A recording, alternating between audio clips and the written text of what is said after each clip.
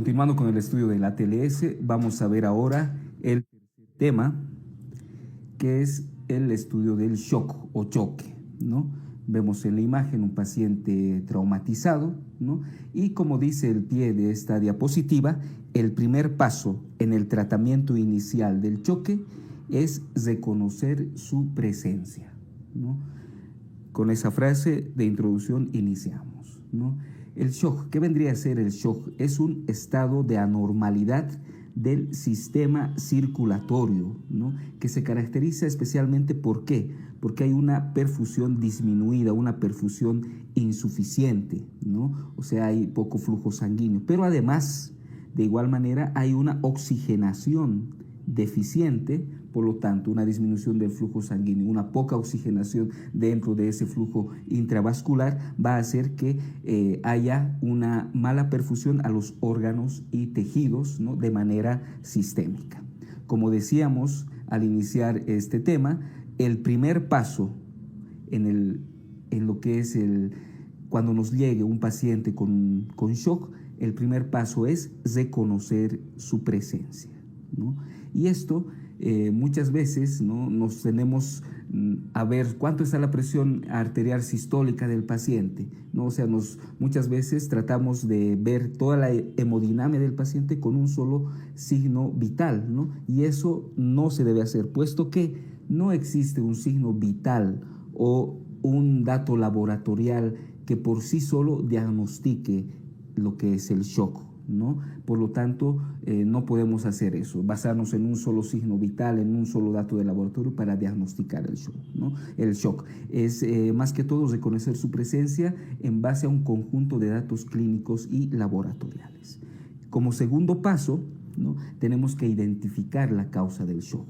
¿Cuál es la causa que está produciendo este estado de shock en el paciente? Y de acuerdo a esa causa, nosotros podremos ajustar el tratamiento, ¿no? Del shock respectivo, ¿no? Recordando rápidamente, tenemos varios tipos de shock. El más frecuente y el que tiene que estar en nuestra mente como primera causa de shock en el contexto de un paciente traumatizado vendría a ser el shock hipovolémico, es decir, un shock hemorrágico, ¿no? Pero de cualquier manera hay que recordar que también existe un shock cardiogénico, un shock obstructivo, un shock neurogénico y un shock séptico, ¿no?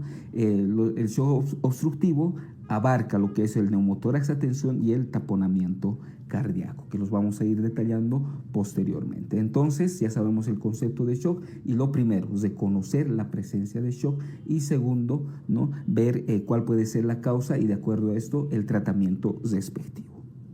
Un poco de la fisiopatología del shock, ¿no? Para esto nos recordamos un poco de fisiología, vemos que el gasto cardíaco en sí es el resultado de una multiplicación, multiplicar lo que es la frecuencia cardíaca por el volumen sistólico, ¿no? Esta multiplicación nos va a dar lo que es el gasto cardíaco, que es aproximadamente unos 5 litros por minuto, ¿no? en las personas. El volumen sistólico toma en cuenta lo que es la precarga, la poscarga, ¿no? Y de igual manera la contractibilidad miocárdica. Una buena precarga, un buen retorno venoso, ¿no? Un buen volumen, ¿no? Que regresa otra vez a las cavidades derechas del corazón, una buena contractibilidad, ¿no? Del miocardio, ¿no? Y una poscarga, esto haciendo referencia especialmente a lo que es la resistencia vascular periférica, es decir, a todo lo que está por delante del corazón, ¿no? El conjunto de eso pues nos va a dar lo que es el volumen sistólico, ese volumen de eyección, especialmente aquel que sale del ventrículo izquierdo y se dirige hacia la aorta, ¿no? Entonces, considerando todo esto, precarga, poscarga, la contractibilidad de lo que es el miocardio, lo multiplicamos todo esto, es decir, todo esto, el volumen sistólico por la frecuencia cardíaca, pues nos va a dar un buen gasto cardíaco, ¿no? Y este buen gasto cardíaco va a hacer que haya una buena circulación, tanto mayor como menor, en todo lo que es el cuerpo humano, ¿no? Cuando sucede el shock, ¿no? Fisiopatológicamente, ¿qué es lo que se produce, ¿no? poniéndonos en el contexto de lo que es un politraumatizado, ¿no? Recordemos, ¿no?, que la primera causa de shock en un paciente en un contexto de trauma va a ser la hemorragia, una hemorragia severa, ¿no? Entonces, al haber una pérdida de sangre severa, ¿no?, el cuerpo, ¿qué es lo que va a querer hacer? Mantener la perfusión a órganos vitales como son los riñones, el corazón y el cerebro. Y para esto se va a valer de lo que es una vasoconstricción. Vasoconstricción en otros lugares secundarios, por ejemplo, una vasoconstricción cutánea, vasoconstricción muscular y vasoconstricción visceral, ¿no? Entonces, esa vasoconstricción disminuye la perfusión a esos lugares secundarios, pero lleva la sangre a lo que son los riñones, el corazón, el cerebro, ¿no?, para mantenerlos con mayor funcionabilidad y viabilidad. Vale destacar que la taquicardia es el signo más temprano de un shock hemorrágico. A manera de compensación se empiezan a liberar lo que son las catecolaminas endógenas, y estas catecolaminas endógenas van a aumentar la resistencia vascular periférica, van a aumentar la presión arterial diastólica y van a disminuir la presión del pulso, ¿no? También, a manera compensatoria, existe una contracción venosa, ¿no?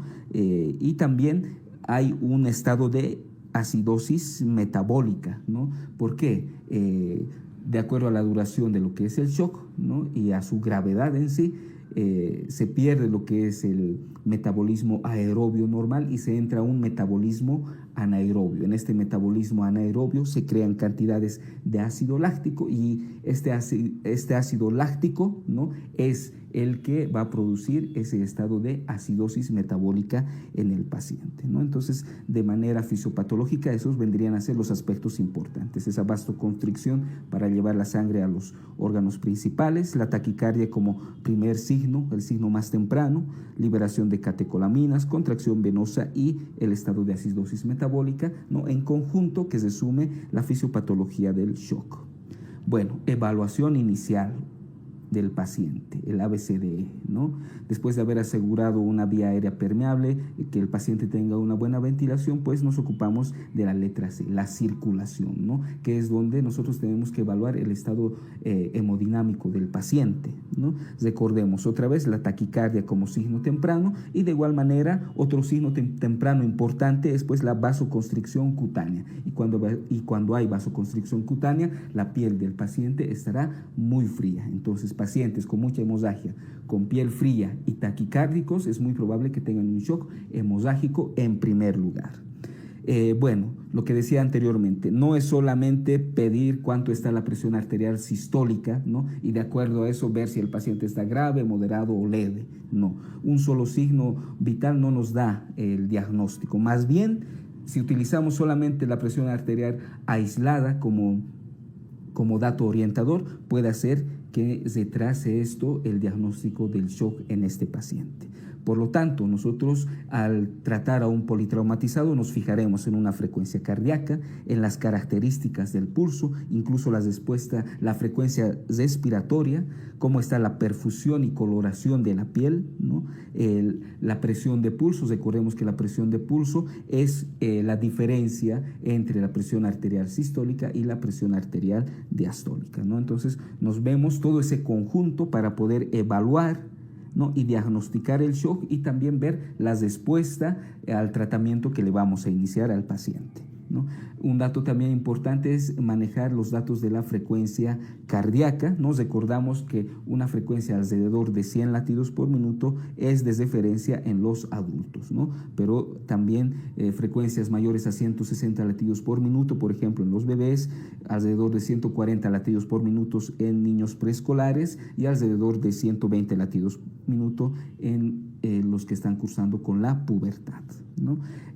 En la evaluación primaria, también, aparte de estos signos vitales, los primeros datos clínicos, ¿no?, por ejemplo, también tenemos que ver si el paciente tiene o no el marcapaso, ¿no? Recordemos que si tiene marcapaso o un DAI, la contractibilidad miocárdica aún va a tener un ritmo normal, a pesar de que el paciente tenga poco volumen sanguíneo.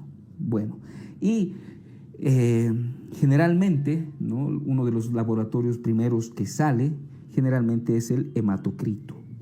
Si en el hematocrito, obviamente esto después de evaluar clínicamente al paciente, que es lo más importante, nos apoyamos en los datos del hematocrito. Si este está muy bajo, un hematocrito muy bajo, nos indica dos cosas: que hay una pérdida masiva de sangre o que el paciente traumatizado que está con hemorragia ha tenido anteriormente una anemia previa, ¿no? Bueno, y también un hematocrito normal tampoco excluye que haya una gran hemorragia, ¿no? Todo esto a tenerlo en cuenta en lo que es la evaluación inicial del paciente. No basarnos en un solo signo vital, recordar que la taquicardia y la piel fría son los primeros datos semiológicos a tomar en cuenta, ver si el paciente tiene o no marcapasos y si se puede, pues la ayuda de los valores del hematocrito. Y bueno, en el contexto de un escenario de un accidente, ¿no?, donde produzca estos pacientes politraumatizados, ¿no?, generalmente es fácil, ¿no?, reconocer un shock hemorrágico, un shock hipovolémico, ¿no?, pacientes sangrando, ¿no?, piel fría, taquicárdicas, ¿no?, toda la semiología de un shock hemorrágico. Pero a veces lo difícil o lo que es un reto diagnóstico es, pues, más que todo diferenciar que no sea un shock hemorrágico, es decir, pensar en otras causas de shock, ¿no? Eso es lo que se refiere a esta diapositiva de diferenciación clínica de las diferentes causas de shock, ¿no? Siempre hay que estar alerta, es decir, mantener un alto nivel de sospecha, ¿no? Si es un shock hemorrágico, muy bien, pero ¿qué tal si no lo es, ¿no? Observar para esto la respuesta al tratamiento inicial del paciente. Si es un shock hemorrágico, el tratamiento inicial generalmente es detener la hemorragia y reponer los líquidos. Generalmente un shock hemorrágico, cuando se controla la hemorragia, pues tiende a responder bien, ¿no?, a este tratamiento inicial. En caso de ser un shock no hemorrágico, pues muchas veces no hay esa respuesta que se espera, ¿no? Entonces ahí ya tenemos que pensar, pues puede ser que haya otro tipo de shock, ¿no?, que esté afectando al paciente. Y bueno, hay algunas pruebas, ¿no?, adicionales que nos pueden ayudar, ¿no? Como vemos en la imagen, por ejemplo, aquí están utilizando lo que es la ecografía FAST, la dirigida al trauma, ¿no? Pero algo importante, también se pueden utilizar radiografías portátiles generalmente, ¿no?, esta ecografía, ¿no?, u otros estudios, pero tratemos de que al realizar estos estudios no se interfiera en la reanimación del paciente. Y bueno, lo que les decía, el shock hemorrágico es el más frecuente y el que tenemos que tener, ¿no?, como primera causa de lo que es el shock en estos pacientes politraumatizados, pero tenemos que nosotros mantener una alta sospecha para poder diagnosticar los otros tipos de shock no hemorrágico. ¿Y cuáles son los otros tipos de shock no hemorrágico? Por ejemplo, cuando el paciente tiene un taponamiento cardíaco, un neumotórax a tensión, una lesión de médula espinal, ¿no?, que nos puede dar un shock neurogénico, o tiene una lesión cardíaca en romo, generalmente en traumatismos cesados con desaceleración. Bueno, y vemos en esta imagen, ¿no?, los estudios adicionales que se pueden utilizar. Vemos en esta primera imagen, ¿no?, una radiografía de tórax muy susceptible de un hemotórax masivo, ¿no?, en el lado derecho. Las ecografías abdominales también se pueden utilizar, ¿no?, especialmente para ver lo que es el retroperitoneo, que no se estén juntando ahí cantidades excesivas de sangre, un hematoma retroperitoneal, por ejemplo, o una hemorragia retroperitoneal. Las fracturas de pelvis, ¿no?, como vemos en esta imagen, también fuente importante de sangrado retroperitoneal.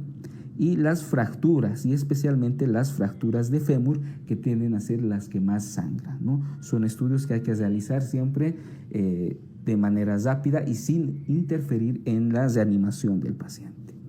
Bueno, entonces, lo primero que vamos a hacer, miren, va a ser analizar el shock no hemorrágico, ¿no? Porque ya dijimos, el shock hemorrágico, pues lo vamos a detallar, sí, a profundidad, pero veremos en primer lugar el shock no hemorrágico. ¿Para qué? Para tenerlo en mente cuando tengamos algún paciente o nos enfrentemos a una pregunta tipo test, ¿no?, sobre este tema.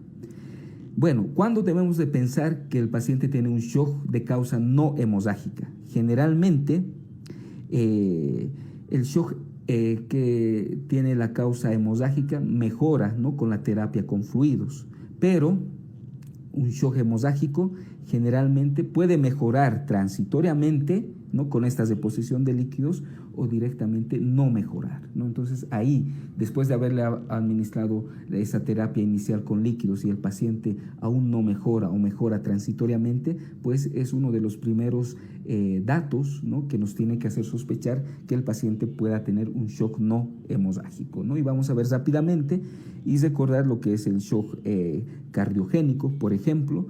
En el contexto de un politraumatizado se puede ver lesiones cardíacas en zomo, ¿no?, especialmente en los accidentes de trauma cesado con desaceleración, ¿no? Son lesiones contusas dentro del miocardio, el taponamiento cardíaco, los émbolos de aire que ocluyen las arterias coronarias, el infarto agudo de miocardio, ¿no?, aunque en el contexto de un trauma no es tan frecuente, pero vale destacar que estos infartos agudos de miocardio en los ancianos y en los que consumen cocaína son generalmente más frecuentes.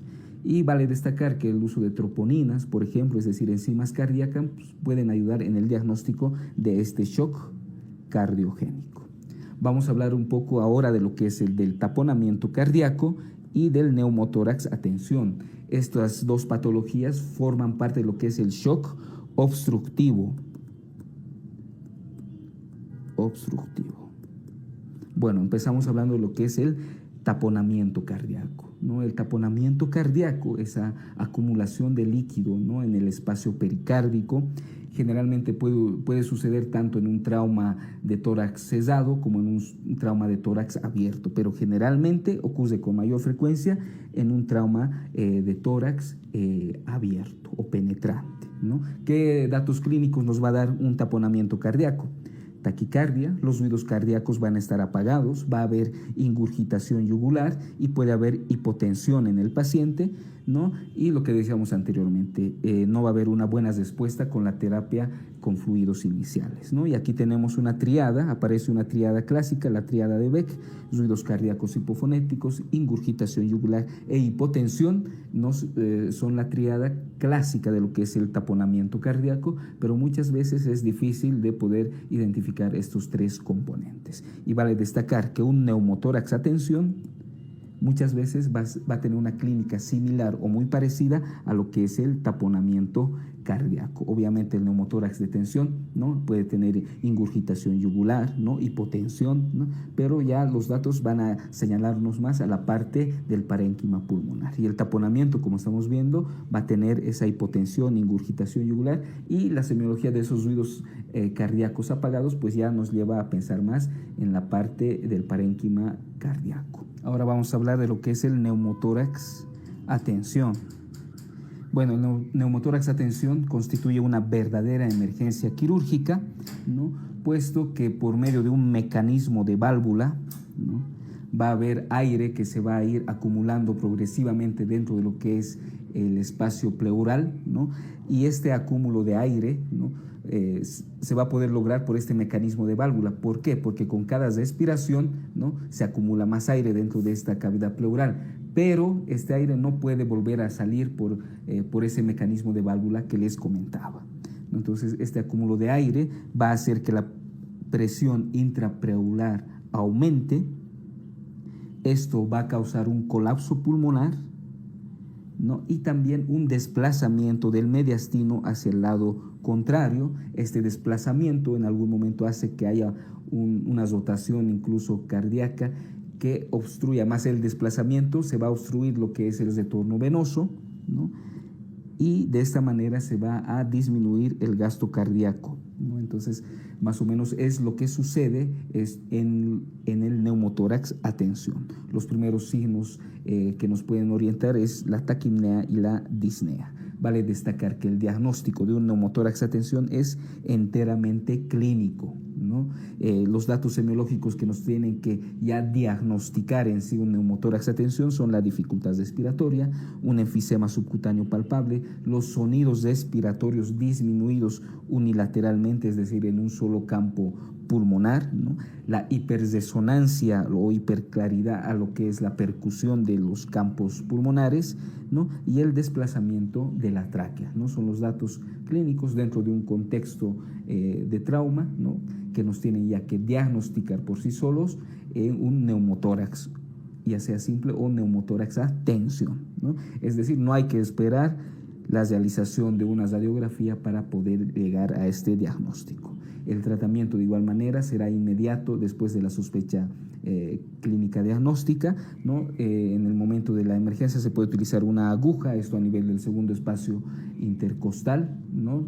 En la parte anterior y superior del tórax, o definitivamente un tubo endopleural, ¿no? Para poder descomprimir el pulmón afectado. Bueno, el otro tipo de shock que nos interesa tenerlo en mente es el shock neurogénico.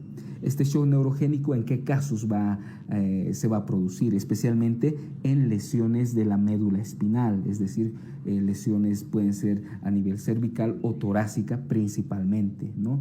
Fracturas o caídas que comprometan la columna vertebral cervical torácica, ¿no? Pueden producir este tipo de shock neurogénico.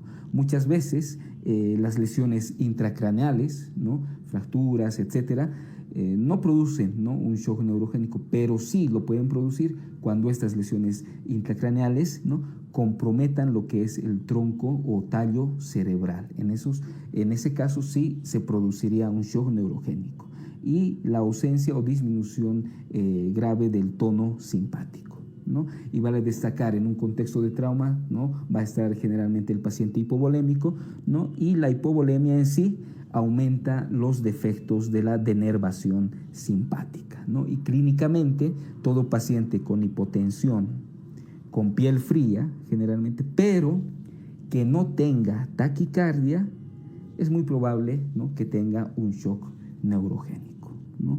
Hipotensión, piel fría, es decir, vasoconstricción cutánea con ausencia de taquicardia, pues pensar o sospechar de un shock neurogénico, ¿no? Es decir, revisaremos la columna vertebral principalmente, ¿no? Principalmente.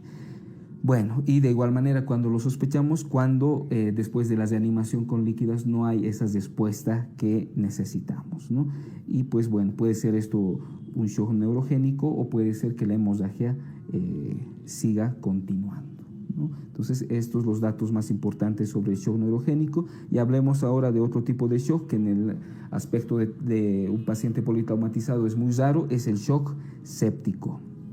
El shock séptico, como les decía, es muy raro, ¿no? Pero ¿en qué casos se puede dar? Se puede dar cuando el paciente tarda en llegar a lo que es un centro especializado en trauma, ¿no? Puede tardar varias horas. Lo que se ve en nuestro medio es cuando referimos a un paciente, ¿no? Desde una provincia lejana a un hospital, ¿no? De tercer nivel, ¿no? Y esto puede tardar varias horas. En ese lapso de tiempo, pues se puede presentar este tipo de shock séptico. De igual manera, en lesiones abdominales penetrantes, es decir, un trauma abdominal abierto, ¿no? Que generalmente tiene riesgo de contaminación, de igual manera se puede presentar. Y bueno, a veces el shock séptico se puede encontrar tempranamente, ¿no? Y da pocos síntomas, por ejemplo, un volumen de sangre normal, puede haber taquicardia, la piel que esté caliente, ¿no? Eso sí llama la atención, una presión arterial sistólica normal, una presión de pulso normal, ¿no? Es decir, un shock séptico temprano, pues da pocos datos semiológicos, ¿no? Entonces, recordar shock séptico cuando se tarda en trasladar o referir al paciente, ¿no? Y en traumas abdominales, ¿no? Que tienen riesgo de contaminación. Pero este vendría a ser el más raro, ¿no? Entonces hemos visto lo que es el shock neurogénico, hemos visto el shock obstructivo mediante el estudio del neumotórax a tensión y el taponamiento cardíaco, ¿no? Y de igual manera hemos visto lo que es el shock cardiogénico, que son los diagnósticos a tener muy en cuenta, especialmente cuando después de la terapia con líquidos el paciente mejora transitoriamente o simplemente no mejora. Bueno, ahora sí, después de haber visto lo que es el shock no hemodágico y sus principales causas, pues entraremos a detalle lo que es el shock hemodágico, ¿no? Como sabemos, lo que decíamos antes, la hemorragia es la principal causa de shock en el paciente traumatizado, ¿no? Cuando sucede hemorragia y por la misma lesión en sí hay un desplazamiento de líquidos, especialmente a lo que es el líquido extracelular, especialmente de lo que es el plasma al líquido extracelular, ¿no? La hemorragia es esa pérdida de volumen sanguíneo circulante. Generalmente en un paciente que pese 70 kilos, este tendrá unos 6 litros de sangre, es decir, un 70% de su peso, ¿no? En los pacientes obesos se puede sobreestimar los datos semiológicos del shock, y en los niños el porcentaje de sangre que tienen ronda alrededor del 8% del peso, ¿no? Entonces recordemos, en un paciente de 70 kilogramos, este tendrá aproximadamente unos 6 litros de sangre. Bueno, la clasificación fisiológica, ¿no? La clasificación fisiológica del shock, ¿no? De acuerdo a los signos y síntomas, ¿no? De la hemorragia, se divide en 4 clases, ¿no? Clase 1, clase 2, clase 3 y clase 4, ¿no? Tenemos ahí los siguientes parámetros a estudiar. Por ejemplo, cuánto es la pérdida de sangre, ¿no? Es un dato importante, muy susceptible a ser preguntado. El ritmo cardíaco, la presión sanguínea, ¿no? De igual manera la presión de pulso, la frecuencia respiratoria, la producción de orina, un dato muy importante de igual manera, ¿no? La escala de Glasgow, esto es relación con lo que es el nivel de conciencia del paciente, los déficits de base, esto a la gasometría, y la necesidad de productos sanguíneos ya tocando lo que es el tratamiento, ¿no? Por ejemplo, en la clase 1, ¿no? La pérdida de sangre va a ser menor a lo que es el 15%, como están viendo los signos vitales, incluso la diuresis no está comprometida, ¿no? El déficit de base es mínimo, 0 a 2.000 equivalentes, o sea, no hay esa acidosis que a veces se presenta, ¿no? Y generalmente con una monitorización constante del paciente ya tendría que controlarse muy bien el shock de esta clase tipo 1. Mientras que en la clase tipo 2, que ya vendría a ser un shock leve, la pérdida de sangre ya oscila entre un 15 y 30%, ya hay alteraciones de lo que es el ritmo cardíaco, ¿no? Especialmente esa taquicardia, ¿no? Que mencionábamos, ¿no? La presión de pulso también disminuye, ¿no? Los otros signos generalmente se mantienen constantes, ¿no? Hay un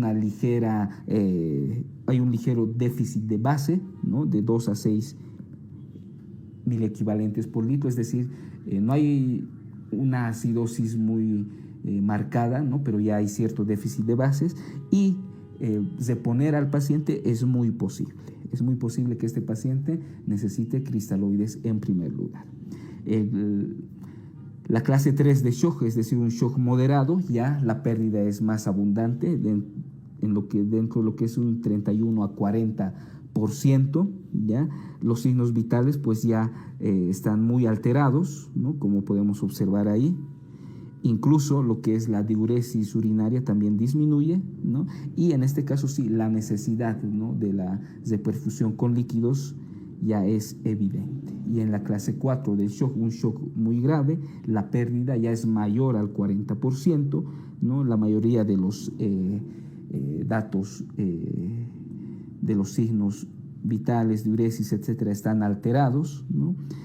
Francamente ya hay un déficit de base, es decir, hay esa situación de acidosis metabólica, y en este caso sí o sí es muy necesaria la infusión de líquidos, ¿no? Esa reanimación con líquidos, incluso pensar en una transfusión masiva, ¿no? En este tipo de pacientes, ¿no? Entonces, esta es la clasificación fisiológica del shock, una clasificación más exacta de acuerdo a la pérdida, al porcentaje de pérdida sanguínea, clase 1, 2, 3 y 4. Bueno, factores confusos que pueden confundir y nosotros tenemos que diagnosticar rápidamente, ¿no? ¿Por qué? Porque nos pueden enmascarar algunos signos clínicos tempranos del shock, por ejemplo, la edad, especialmente en los pacientes ancianos, ¿no? La gravedad de la lesión, el lapso de tiempo entre la lesión y el tratamiento, Si es que se le ha administrado al paciente fluidos prehospitalarios, es decir, en el transcurso de su llegada al hospital de tercer nivel o al centro de trauma, si es que le han puesto vía o no. Si el paciente tiene medicación crónica, por ejemplo, si toma beta bloqueantes, por ejemplo, calcioantagonistas, etcétera, esto puede dar datos erróneos en los signos vitales y el control del shock, ¿no? Es muy importante no esperar la clasificación fisiológica exacta que habíamos visto, ¿no? Anteriormente, clasificarlo en un shock de clase 1, 2, 3 o 4, pues porque tomaría mucho tiempo. Entonces, el tratamiento, ¿no? El diagnóstico y el tratamiento tienen que ser rápidos, ¿no? Y el objetivo generalmente es, pues, iniciar el control de la hemorragia, controlar la fuente de hemorragia en primer lugar y también adjuntamente a esto la administración de fluidos, ¿no? Ante los primeros síntomas y signos de shock, no solamente cuando la presión arterial sistólica esté elevada, ¿no? Sino ante los primeros signos de shock, recordemos, la taquicardia y esa piel fría principalmente. Todo esto dentro de un contexto de un trauma. Bueno, vamos a ver que también, ¿no? La distribución de los líquidos en sí también cambia, no solamente por la hemorragia, sino por la lesión de tejidos blandos, ¿no?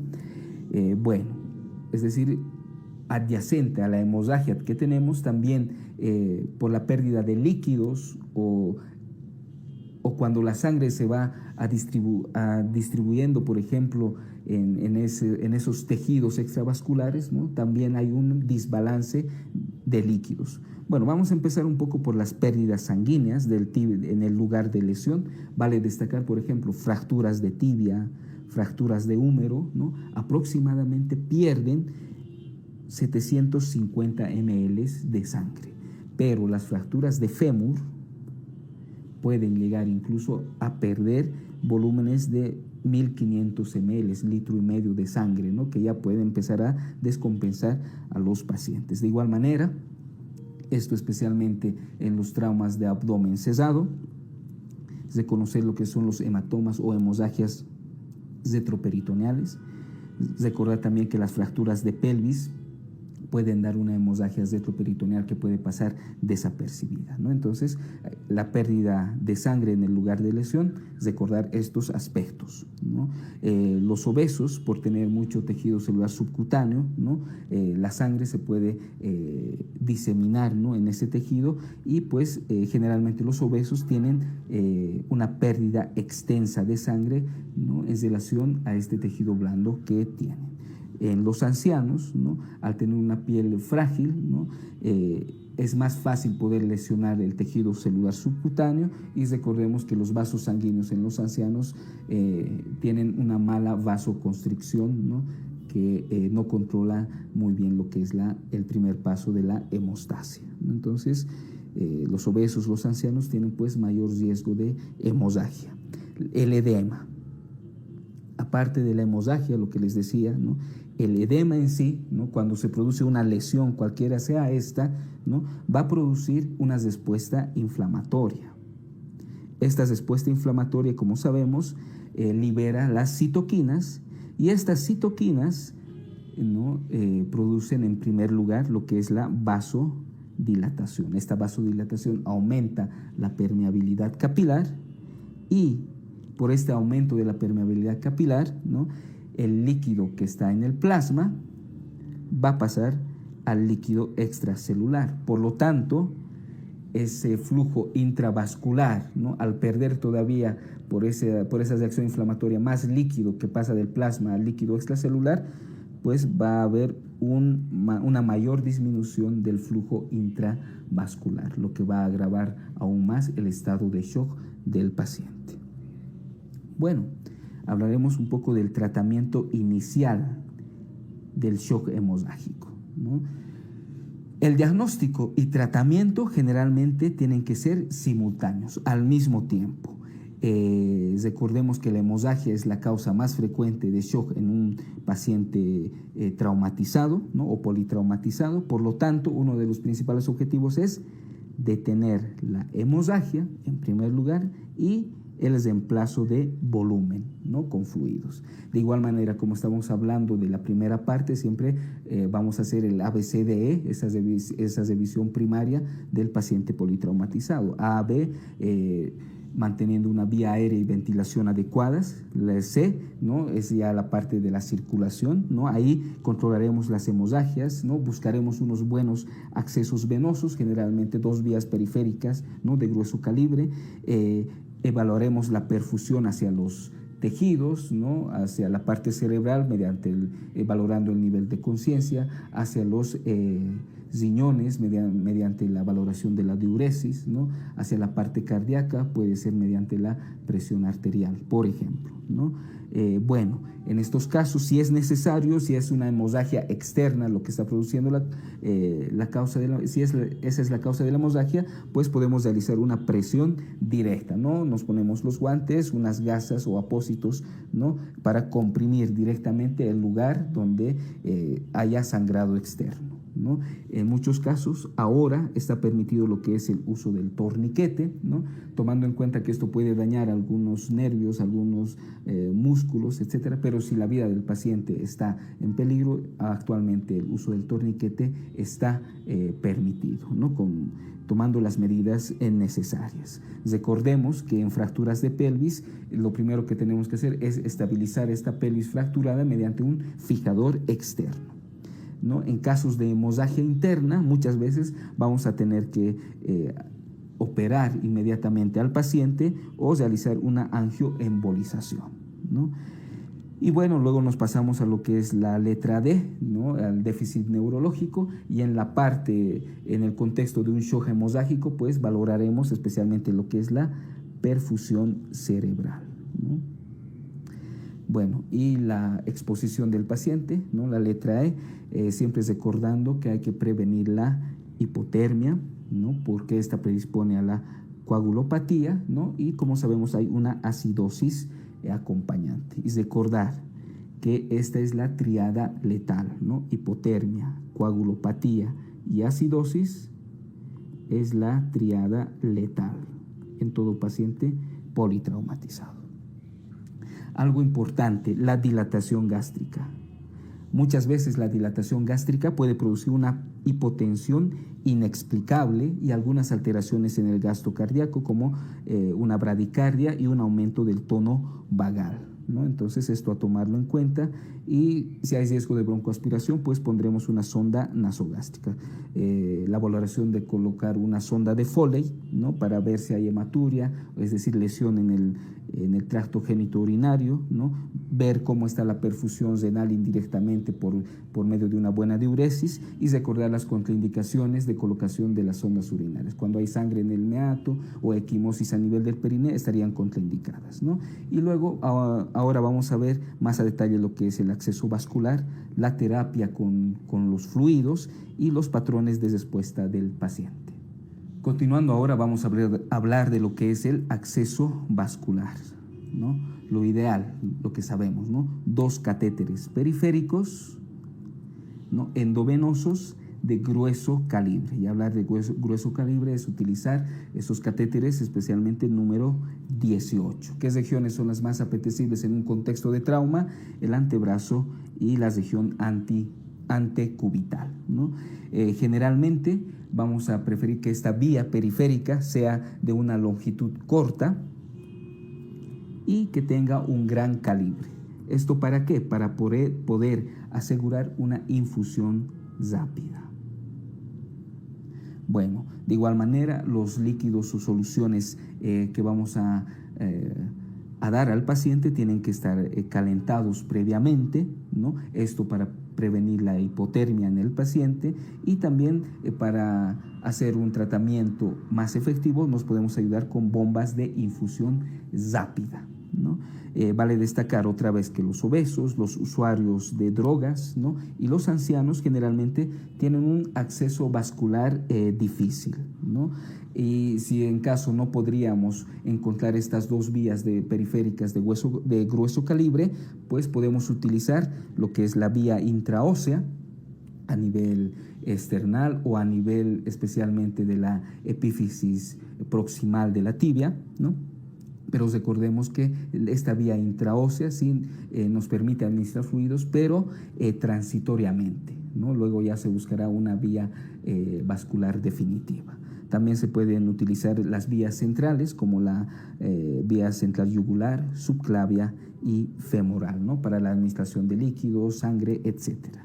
Vale destacar que en el momento de que nosotros encontremos esa vía periférica, pues es recomendable sacar una muestra de sangre en ese mismo momento, ¿no? Para ser más efectivos y acelerar el tratamiento y diagnóstico del paciente. ¿Para qué? Porque por esta muestra de sangre podemos ya mandar laboratorios para saber el grupo sanguíneo del paciente, empezar a realizar pruebas cruzadas, ¿no? En caso de necesitar una transfusión, ¿no? Algunos laboratorios básicos ya podemos estar realizando, ver si el paciente ha consumido tóxicos, por ejemplo, que lo hayan llevado al accidente. En toda mujer en edad fértil, ¿no? La beta-HCG, ¿no? Debe ser solicitada, y también esta pequeña muestra de sangre que vamos a sacar nos sirve también para realizar una gasometría a este paciente. Entonces este pequeño acto pues facilita, como están viendo, muchos aspectos, ¿no?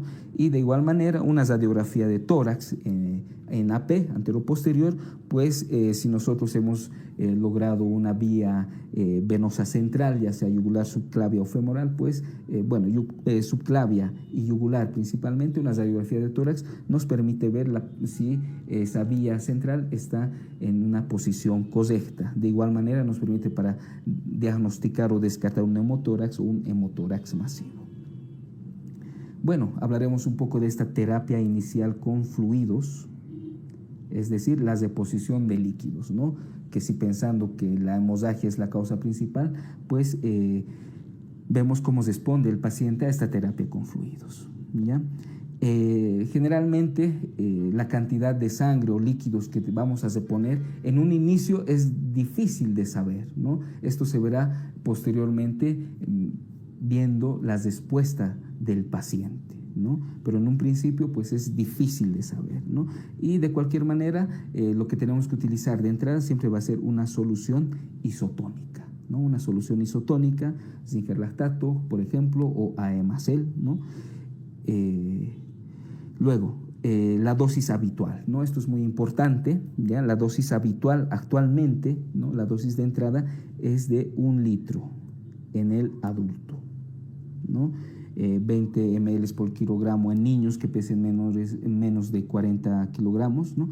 Pero en el adulto es actualmente de 1 litro. Recordemos que antiguamente en las ediciones anteriores de la TLS se recomendaba entrar con dosis inicial de 2 litros. Ahora no, 1 litro de dosis habitual en los adultos. Los volúmenes absolutos, es decir, la terapia final, ¿no? Va a ser dada por la respuesta del paciente, si el paciente responde o no a esta terapia con fluidos. De cualquier manera hay que verificar, ¿no? La perfusión adecuada que le estamos dando al paciente, ¿no? Y esto generalmente mediante el estudio del nivel de conciencia, la diuresis del paciente y los signos vitales. Recordar que dar soluciones isotónicas al paciente, ¿no? Es decir, aumentarle el volumen, no es un sustituto definitivo de poder controlar la hemorragia, ¿no? Si hay una hemorragia aún persistente, por el hecho de que le demos muchos líquidos, eso no indica, ¿no? La recuperación total del paciente, ¿no? Nos da un lapso de tiempo, sí, pero tenemos que poder controlar la causa de la hemorragia. Y siempre hay que reevaluar al paciente, ¿no? Hay que buscar lesiones que pueden pasar desapercibidas o las otras causas de shock, las causas de shock no hemorrágico también tenemos que irlas buscando, ¿no? Y es importante en primer lugar controlar el sangrado, ¿no? Imaginemos que nosotros no hemos controlado el sangrado y le hemos dado mucho volumen al paciente, ¿no? Entonces ya está bien, va a aumentar la presión arterial en este paciente, ¿no? Pero si el sangrado no está controlado por ese aumento de presión arterial, ¿no? El sangrado puede aumentar, ¿no? Entonces, esto es importante recordarlo, controlar primero el sangrado, ¿no? Antes de administrar muchas soluciones, ¿no? Y pues bueno, actualmente se habla de lo que es la reanimación controlada o reanimación equilibrada, ¿no?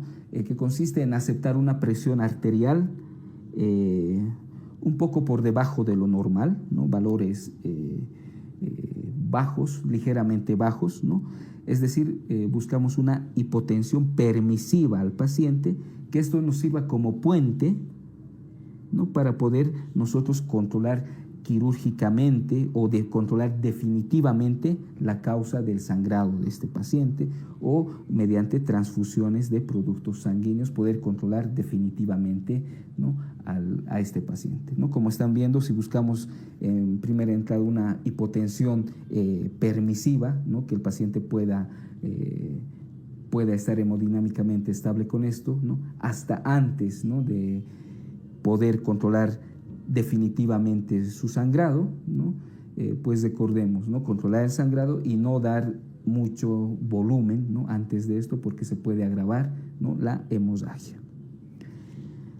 Bueno, medición de la respuesta a la terapia con fluidos. ¿Cómo sabemos si el paciente está respondiendo o no está respondiendo a estos fluidos que les hemos dado? Mediante que hay que fijarse un conjunto de datos, por ejemplo, la presión arterial, la presión de pulso, la frecuencia cardíaca y las características del pulso, ¿no? Y un dato muy importante que nos indica si hay buena respuesta o no es pues la producción de orina, que indirectamente nos daría el dato de que hay una adecuada perfusión renal, ¿no? Que le está llegando buena cantidad de sangre al riñón y que esto le permite aún producir una orina normal, ¿no?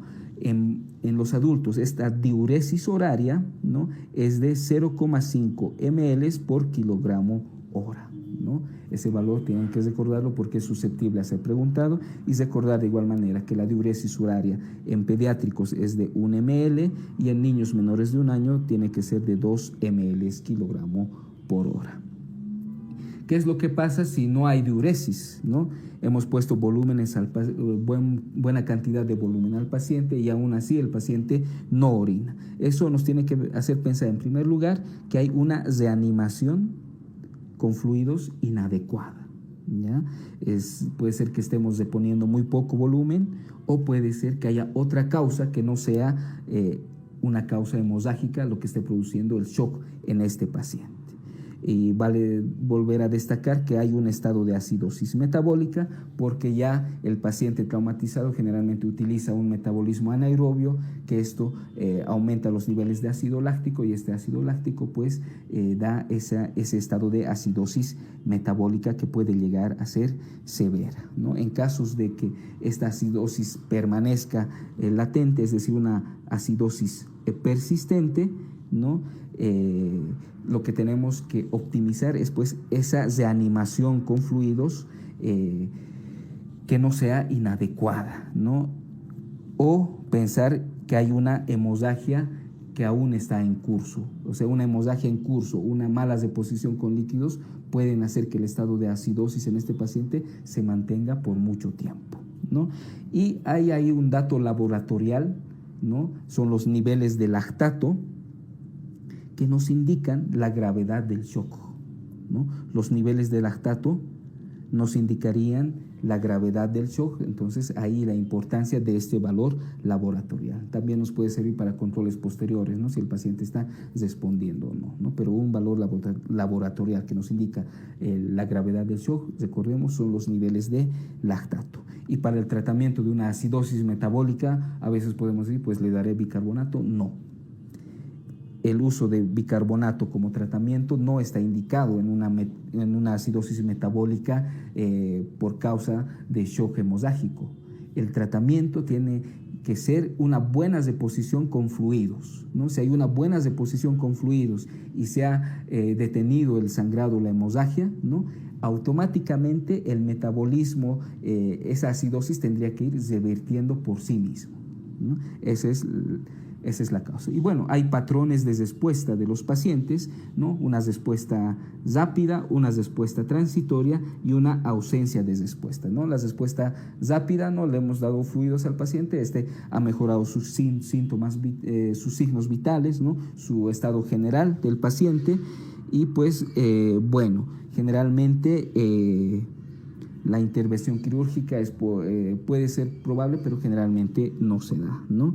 Y bueno, estas respuestas rápidas generalmente se dan en los shocks leves de tipo clase 1, es decir, en los que han perdido menor del 15%, ¿no?, de sangre, ¿no? La respuesta transitoria es cuando los signos vitales, o sea, hay una buena respuesta, pero solamente por un momento. Luego empieza a decaer otra vez el paciente. Y esto se da con una pérdida entre 15 a 40% de sangre, es decir, un shock clase 2 o clase 3, ¿no? Y bueno, la mínima respuesta o ninguna respuesta, ¿no?, ya es algo severo, ¿no? Cuando la pérdida sanguínea es mayor al 40%, generalmente son shock graves tipo 4, ¿no? Y pues bueno, ahí ya la intervención quirúrgica, las transfusiones masivas ya son muy probables.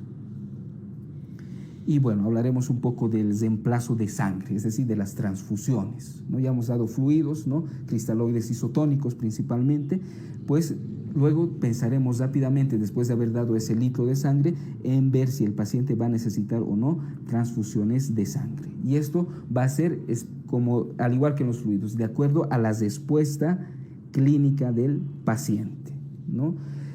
Recordemos que hay que realizar pruebas cruzadas, ¿no?, saber el tipo de sangre en los pacientes para poder hacer un buen tratamiento, ¿no?, para poder transfundirle efectivamente, de acuerdo a su grupo sanguíneo, ¿no?, de acuerdo a las pruebas cruzadas que hemos podido obtener, ¿no?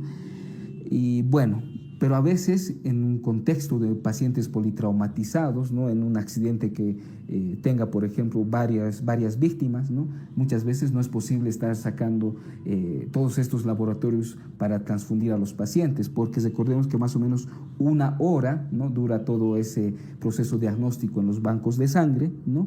Y en este tipo de casos, por ejemplo, se aconseja utilizar concentrado de Matías del grupo O.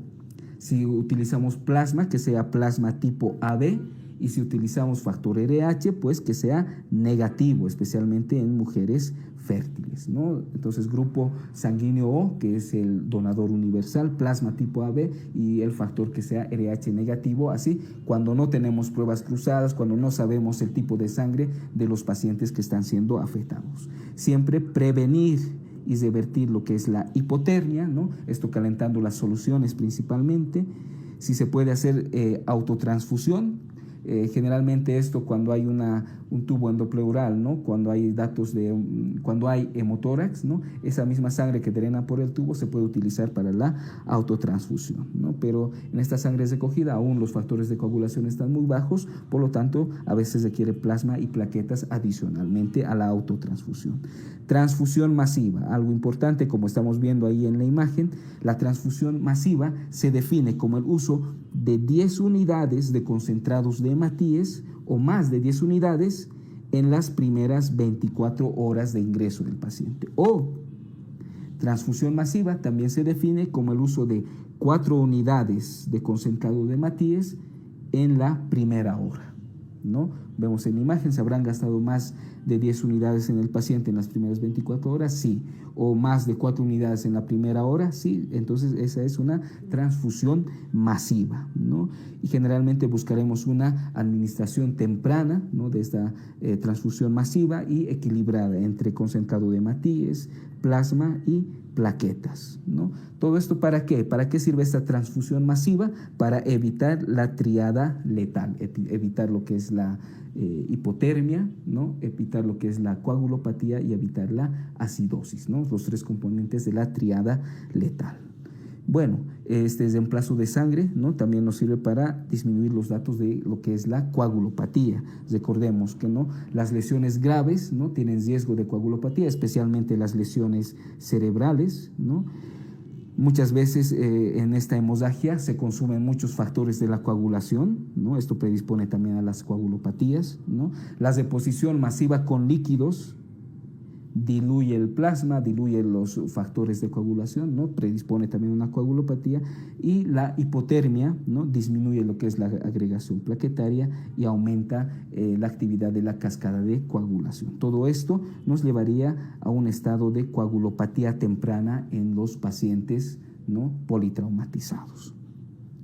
¿Qué estudios laboratoriales nos van a servir? Especialmente aquellos que se pueden obtener en la primera hora: el tiempo de protrombina, el tiempo de tromboplastina parcial activada y el recuento plaquetario, ¿no? Entonces, estos tres tiempos, ¿no?, de coagulación, el recuento de plaquetas de igual manera, nos sirve para ver el estado de coagulación del paciente. Pero recordemos que actualmente hay nuevos fármacos antiplaquetarios, ¿no?, por ejemplo, que estos datos laboratoriales aún no permiten detectar cambios, ¿no?, cuando se utilizan ese tipo de fármacos nuevos. Algo importante, el uso del ácido tranexámico en la parte prehospitalaria principalmente. Recordemos que el ácido tranexámico es un antifibrinolítico, ¿no?, que se ha visto que su uso aumenta la supervivencia, especialmente si se lo utiliza dentro de las primeras 3 horas.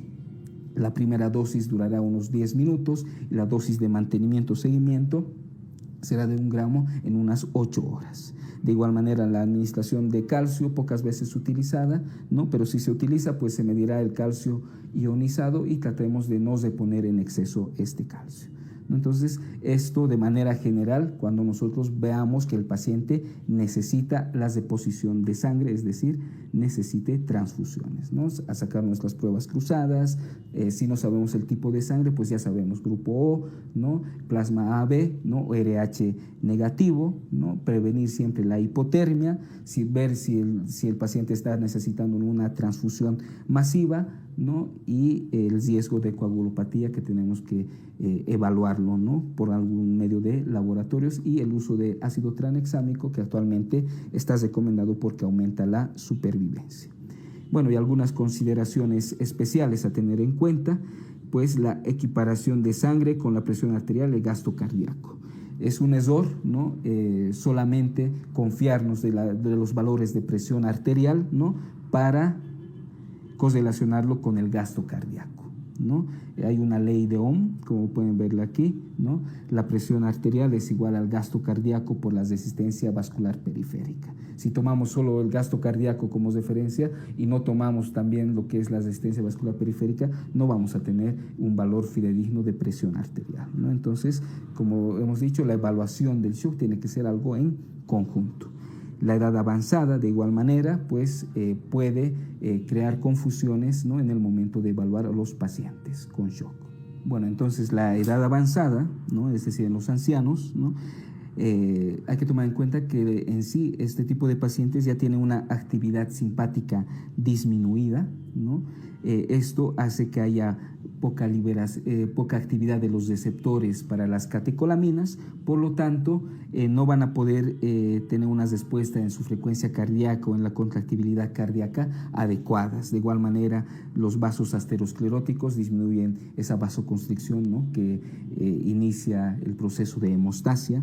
Generalmente son pacientes ancianos que consumen muchos diuréticos de manera crónica o tienen datos de desnutrición, lo cual disminuye el volumen sanguíneo preexistente en este tipo de ancianos, ¿no?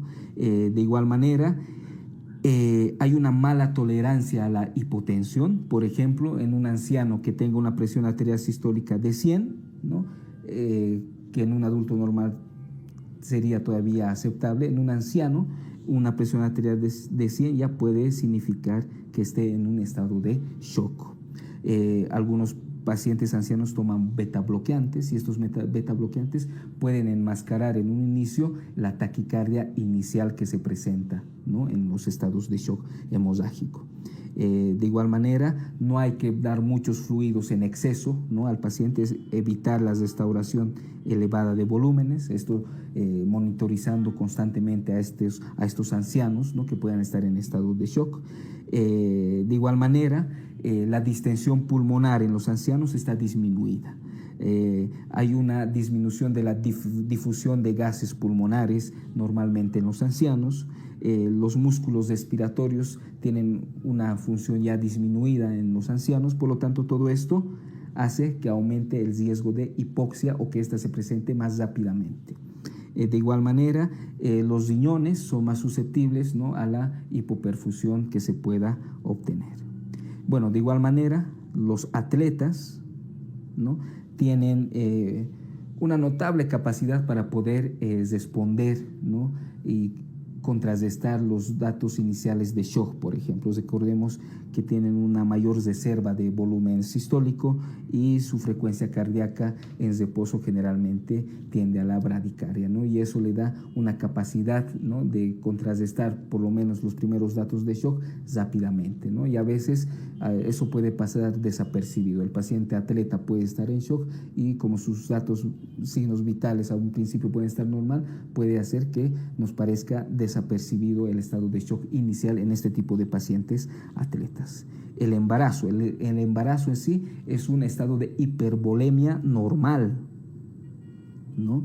Por lo tanto, en una paciente embarazada se necesitará mucha pérdida de sangre, ¿no?, para que los datos clínicos de shock aparezcan, ¿no? Y de cualquier manera, en toda paciente embarazada, ¿no?, tenemos que pedir en toda mujer fértil su prueba de embarazo. ¿Por qué? Porque hay riesgo de una hipoperfusión fetal, ¿no?, en este tipo de pacientes.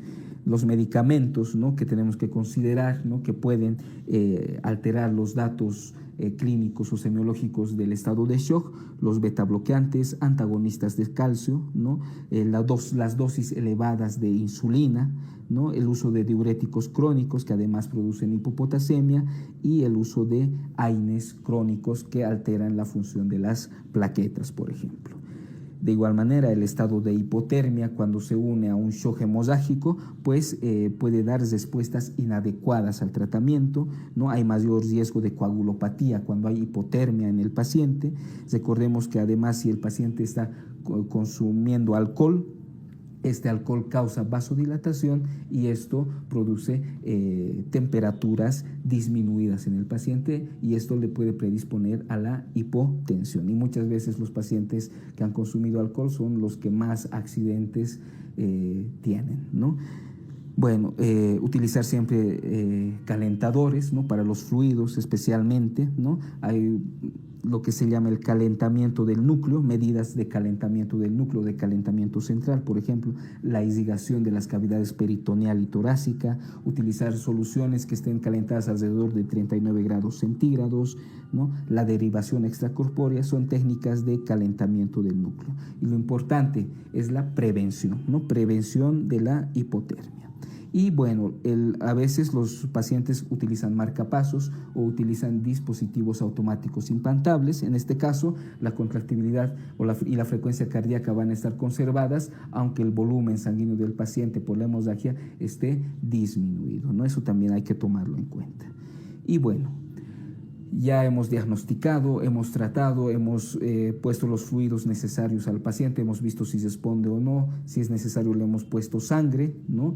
Entonces, algo importante, ¿no?, si ha mejorado el paciente, pues no es dejarlo ahí, sino hay que hacer una reevaluación constante, ¿no?, del paciente y ver que no presente complicaciones. ¿Cuál es la complicación más común del shock hemorrágico? Es el reemplazo inadecuado de volumen.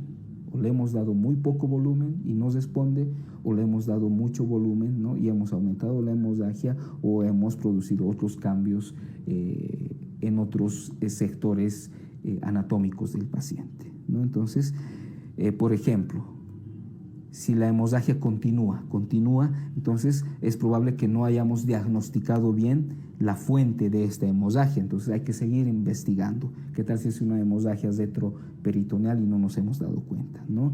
Y muchas veces en estos casos va a ser necesaria una cirugía inmediata para poder diagnosticar y tratar esa causa de la hemorragia. La supervisión de igual manera es muy importante, haciendo énfasis en lo que es la diuresis, el estado de conciencia, es decir, el sistema nervioso central, el color de la piel, las características del pulso y los valores de la presión arterial. Es ese conjunto que tenemos que ir valorando, ¿no?, para ver, diagnosticar y ver cómo va evolucionando el shock, ¿no? Vale destacar que en pacientes ancianos y que tengan shock no hemorrágico es muy probable que haya que trasladar al paciente, ¿no?, a centros especializados en trauma o hospitales de tercer nivel. Y de igual manera hay que reconocer los otros problemas, ¿no?, que causan shock, ¿no? Especialmente, como decíamos anteriormente, si el paciente no responde adecuadamente a la terapia, ¿no?, con fluidos o a la terapia que le hemos dado, pues pensaremos en otras cosas. Por ejemplo, que el sangrado, ¿no? La causa de sangrado aún no ha sido diagnosticada, es en otra región donde hay el sangrado, ¿no? O puede ser que el paciente tenga un taponamiento cardíaco, que tenga un neumotórax a tensión, ¿no? Que le estemos dando una mala ventilación al paciente, que tenga distensión gástrica, recordemos que causa hipotensión inexplicable, ¿no? La distensión gástrica, o que tenga un infarto agudo de miocardio, que esté debutando con una acidosis diabética, un hipoadrenalismo, un shock neurogénico, ¿no? Y para esto lo más importante, como decíamos al principio, es la reevaluación constante de los pacientes con shock. Y bueno, así habríamos terminado lo que es el estado del shock, y espero esto les sirva para su repaso.